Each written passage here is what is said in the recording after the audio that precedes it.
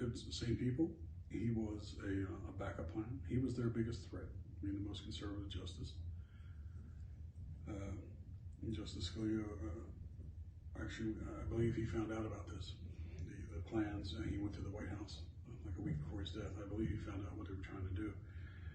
When they moved away from the overall attack of where these people lived, or they would attack around the holidays when more than one justice would be in their home, things like this.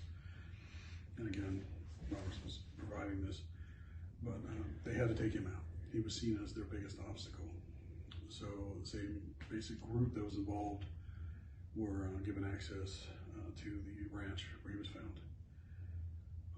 They talked about how they did it. They had a couple different options, but it was discussed prior to his death, what they intended to do, where they could possibly do it, how they could do it, who they would need. The records are there at the Cibolo Ranch. One person was brought in as, there was 3 men. One person was brought in as a temp worker. The other 2, same team, were brought in as servants from a group that was there hunting.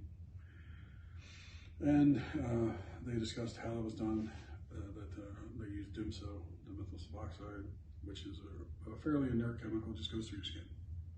But if you mix it with a poison or a drug or something like that, it'll go directly into your system and overload you. I believe that's why he was found with the pillow over his face. He was struggling to breathe. He couldn't breathe, he was choking. And this particular chemical you can tailor to the person. If they have a drug problem, you can put fentanyl in it and overdose them. If they have a heart condition, it would take very little to go directly in. It'd be like a direct injection into the heart. Then they talked about how they did it, and Roberts is on the phone with these people discussing the successor. He wanted a say in it because now it was only going to be one person. He wanted to pick that person, and he wanted a say in who was going to take it.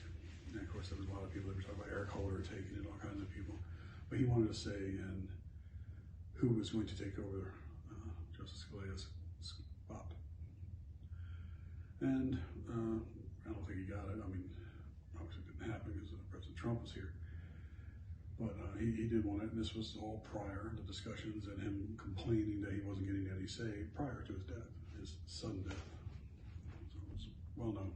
And so aside from Roberts being waiting on this, did Rosenstein or anyone outside of the White House, had they been made aware of the plans, perhaps in Hillary's camp, that you could speak about?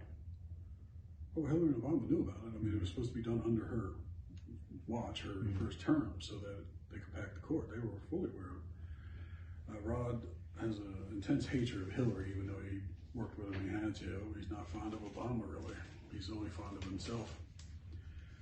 But this was plans that they enacted through them, and Rod was integral in running the Hammer system through Baltimore,